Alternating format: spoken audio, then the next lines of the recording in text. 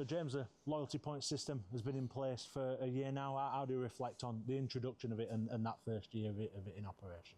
Yeah, it was a long time coming initially. I think the initial conversation was brought up for the Hartlepool game at the end of the League Two season a few years ago now, and since then it was a push to try and get the club to introduce, and then we really bit the bullet.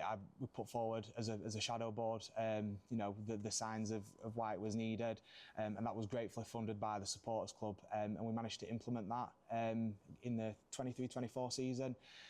Towards the back end, and I think having a full season of it in place, I think we can see the benefits of having that now, especially as our fan base seems to have grown and taken to this team at the moment.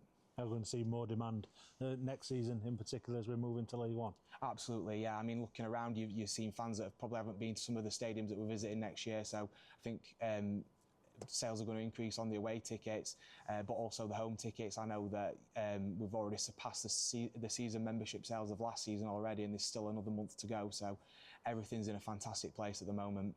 With the introduction, there's always going to be teething issues or issues that arise that you can address. Understand that that's what you've been working on this summer in terms of trying to bring it up to where you need it to be going into next season. Absolutely, yeah. Been looking at the feedback here and there, making the notes when they crop up on the various social media sites and forums. Myself and Gavin Hepworth from the Shadow Board, we had a meeting with Tracy from the box office, as well as Sean Lockwood from Commercial and Gavin Baldwin, the CEO. We really sat down and got through some of the teething problems and the issues that fans are having. And I know that Tracy's managed to rewrite the terms and conditions and make that abundantly clear what's in there. We've got it clearly outlined what points are worth now, so hopefully that clears things up. And then we've got a few articles coming out on how the fact that the points are on a 2-year rolling system and then the points will drop off, so some fans may have already noticed that. Yeah, it's all part of the scheme. And the big one, what a lot of people have mentioned, is the different windows or narrowing the windows a little bit for on-sale periods, making the different points totals closer together.